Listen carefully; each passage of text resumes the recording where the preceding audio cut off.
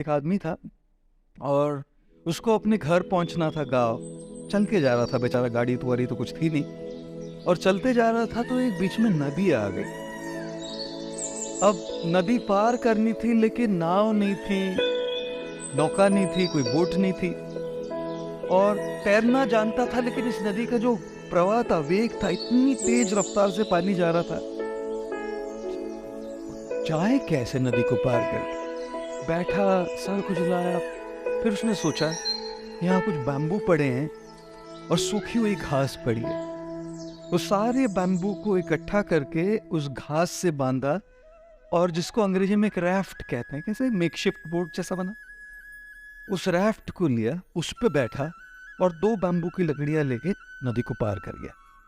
फिर उसने सोचा कि भाई ये रैफ्ट मैंने बनाया है, मेरे हाथों से बनाया है, और मेरी जिंदगी के सबसे मुश्किल घड़ी में ये मेरे साथ, इसने मुझे नदी पार कराई है, तो इसको पीछे छोड़ के कैसे चला जाएगा। तो उसने वो रैफ्ट अपने पीछे, पीठ पीछे बांध ली, पीछे चलते जा रहा था।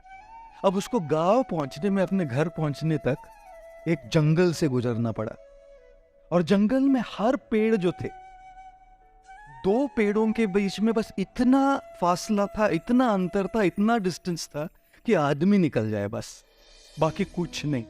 हर 2 पेड़ों के बीच में। और अगर वो जंगल क्रॉस नहीं करे तो अपने गांव नहीं पहुंचे। 2 पेड़ों के बीच में चला गया, वो रैफ्ट अटक गया।